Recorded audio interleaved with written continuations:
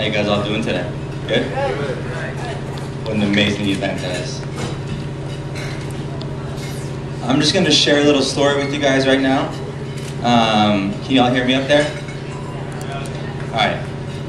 Like Sharon said, my name is Ben Teller, and I'm a two-time 22-year-old Hodgkin's lymphoma survivor.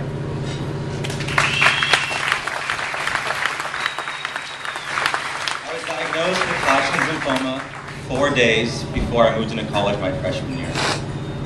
Before I was told I had cancer, I was your average teenager ready to go to college. Life was great. My family was connected, my friends were rock solid, and the path to success was in sight. I could not have been more excited to embark on a 4-year journey where I would experience the unexpected, adapt to new environments, and embrace a new lifestyle. This all changed with one doctor visit.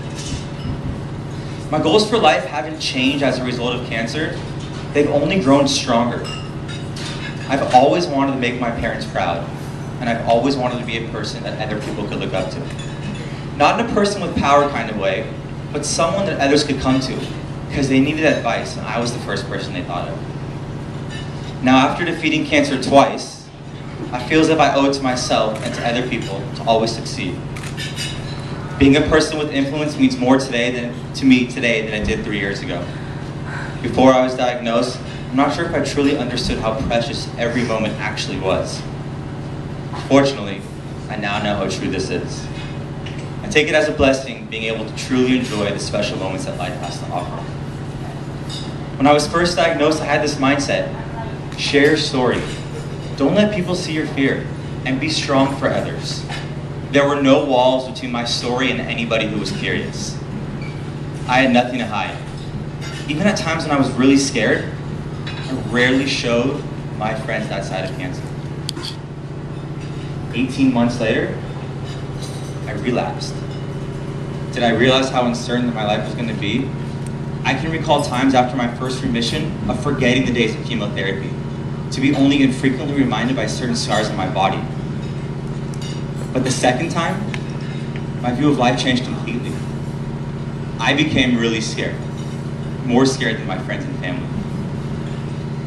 I knew how much energy it took out of me to fight the first time, and then to have to leave school again after starting a semester late, it just seemed unfair. All I wanted was a normal life, and I knew that this journey of a stem cell transplant was going to change that path forever, or so I felt like at the time. If I had to pinpoint what's the hardest part of cancer, I'd have to say it's the mental and emotional stress it puts on you and your family. If you're like me, and you have a strong, supportive, loving family, they go through all of the pain with you. Every day that you ache, they ache. I'm a person who can't stand to see other people suffer with worry, and watching my family suffer with worry was unbearable. Can we do it for you? When my mom was told that I needed a transplant, we knew that the City of Hope was the place to be. When we heard what the City of Hope had to offer, in comparison, we knew there was nowhere else I'd rather be. I love and worship my physician, Dr. Stephen Foreman, and nurse practitioner Barbara Stair, otherwise known as my second mother. Before I came to the City of Hope, my family and I consulted another hospital, and I left terrified. But the minute I got to the City of Hope, my nerves were calmed. I remember walking to the main doors, being greeted by everybody, having a full itinerary laid out for me, with my questions ready to be answered by any number of people. I was stress-free from the moment I walked into the most stressful situation of my life. At that time, they made us feel like we were the most important people in the hospital. I know that I can speak for myself and my family when I say that the City of Hope eased all of our worries. I knew I was going to be spending a ton of time in the stem cell wing, so that day when I took the tour, I was really impressed. The people were pleasant and warm, and the nurses were friendly. The wing, which was recently remodeled, was a place that I knew I was going to get the healing care that I needed. Including Dr. Foreman and Barb, I can recall the amazing nurses at the City of Hope. During my 23-day stint in the hospital, I had a new nurse every 12 hours. Every single one of my nurses was special and unique to me. They each treated me with care and devotion as if I was their only patient. These relationships made everything so much easier. Through those tough days, cannot imagine having a nurse who didn't care about how I felt. Every nurse always asked me how I was, asked me what I looked forward to, and understood completely how I felt. There's one experience in particular that stands out to me. My mom had stayed with me all but 2 nights. I kept asking her to go home. She wouldn't. She was a true fighter. But finally she relented, and I got her to go home. But as it turns out, when she left, I was scared, more scared than I had ever been. But that evening, my nurse came in, she just sat and we talked. We talked about nonsense things, but it was that small gesture of kindness that will never be forgotten. And that's what makes City of Hope such a special place to me. I knew from right away I did not want to sit back and feel sorry for myself. My experiences at the City of Hope showed me the power of hope and the power of love. And I wanted to share that hope and love with people like you. People who care and want to make a difference. Many people find inspiration from me as I find inspiration in them. I enjoy sharing my story because I wanted people not to be afraid of these life-threatening battles, but to look at the way I fought my fight, and hopefully that can help them fight their battle through cancer. I didn't want people to consider me this basket case. Sharing my story was from my way to escape my own emotional stress, as it truly helped me battle my sickness.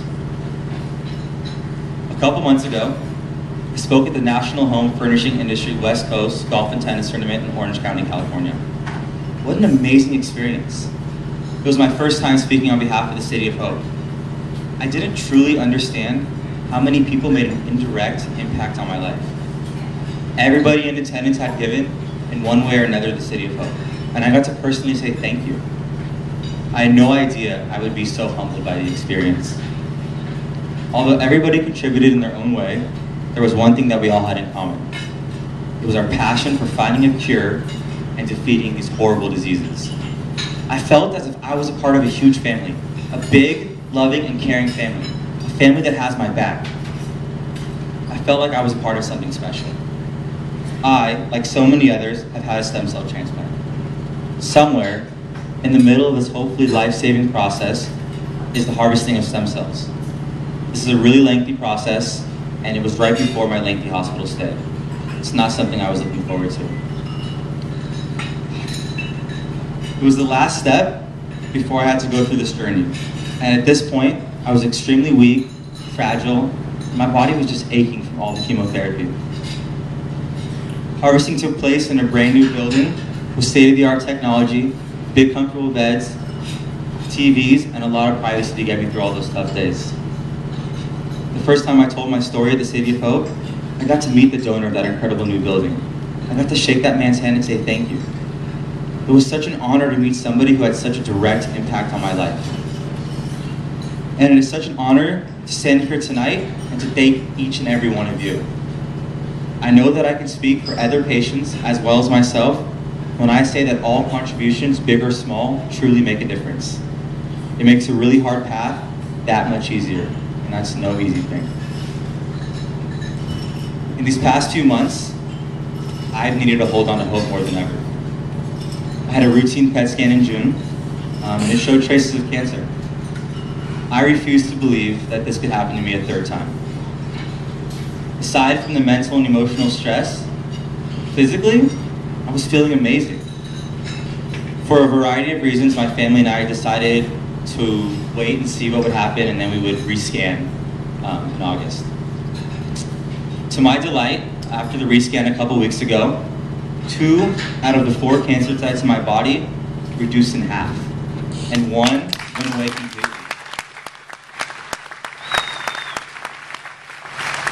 I have no idea what this means, and all I do know is that there's hope. And in 3 months, I'm going to go back for another scan. But there's hope that I'll never have to face this disease again, and there's hope for everybody else out there that with a little more research, miracles can happen. Unfortunately, not everybody is as fortunate as I am. And that is why I feel we all need to still work hard at finding cures and new treatments for those in need. I feel that we all have a purpose. I know that I have a purpose. It's to share my story, create happiness, hope, and genuinely spread love to those who do not have the support they deserve to battle cancer.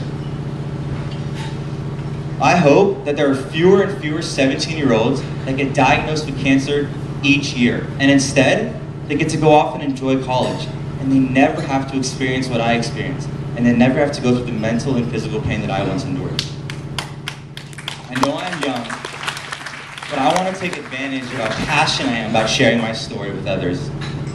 I could not be happier here to be standing here in front of you with a powerful voice, a strong heart, full head of hair, a little tiny beard, and my eye on that good-looking girl at table 102. It's because of this hospital and all of you, we were able to move towards defeating this disease. I want to thank everybody here for all your generous time, care, and support. It's because of all of you that I have hope. Without hope, we have nothing. It was important for me to hold on to something through my experiences these past months, when I felt like I almost had nothing left.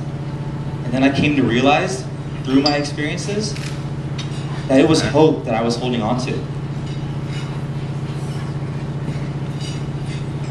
Your contributions are supporting research that impacts people all over the world, in hopes that nobody will ever have to feel the pain that I once felt, endure the surgeries that I once endured, but rather be able to live a life unburdened by this horrible disease.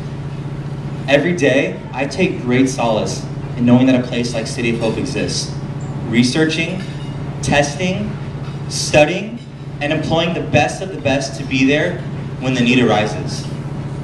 I believe that my journey with cancer has inspired me to be the best I can be, and I intend every opportunity to lend a hand I believe that my journey with cancer has inspired me to be the best I can be, and I intend to find every opportunity to offer a hand to those who are in need of one to hold.